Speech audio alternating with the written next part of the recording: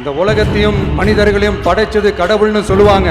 ஆனா அந்த கடவுளுக்கே படையல் போடுற உயர்ந்த மனிதர்கள் தான் நம்ம விவசாயிகள்.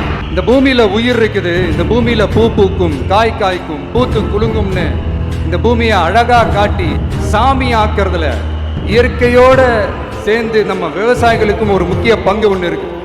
எனக்கு இந்த அடுத்த ஜென்மம் மறுபிறவியை பற்றியெல்லாம் எனக்கு தெரியாது. அது உண்மை அப்படின்னா அடுத்த ஜென்மத்தில் நான் ஒரு விவசாயி குடும்பத்தில் பிறக்கணும்னு ஆசைப்படுறேன். எனக்கு விவசாயத்தை பற்றி டீட்டெயில்டாக தெரியாது தான், நான் ஒத்துக்கிறேன். அதனால் மற்றவங்க மாதிரி நானும் டெல்டாக்காரன் தான் அப்படின்னு உங்கள் காதில் டால்டா ஊத்தலாம் நான் வரல.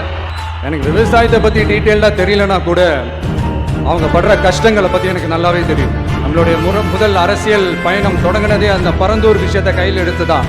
நம்மளுடைய இந்த ஆட்சி அமைஞ்சதும் தீர்க்க வேண்டிய முக்கியமான பிரச்சனைகள்ல நம்மளுடைய விவசாய பிரச்சனைகளும் ஒன்று.